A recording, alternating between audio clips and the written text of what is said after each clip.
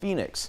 After decades of talk, the Arizona Department of Transportation is now set to receive $500,000 in federal funding to possibly reestablish Amtrak service from the Old Pueblo to the Valley. 13 News reporter Sean Mahoney shows us what people think about this next step in transportation between the state's two biggest cities.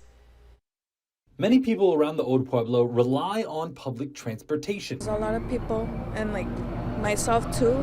I don't have a car. I do use the train fairly often. But if Tucsonans want to get to Phoenix without a car, it can be quite the hassle. It's usually by a shuttle or I get a ride, but it's more like on the shuttle.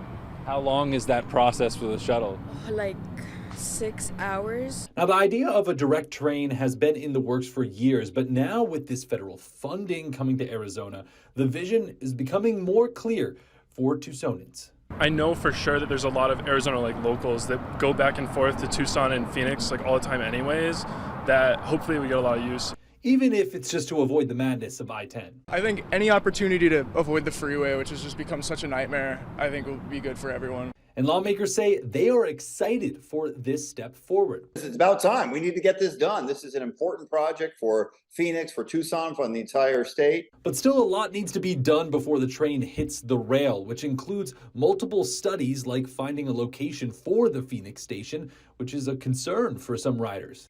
I think my concern would be Phoenix has so much suburban sprawl that hopefully it's convenient. We'll just have to see where it ends up. The studies could take over a year to complete, but lawmakers want to use this funding to keep pushing forward, especially as the Old Pueblo grows.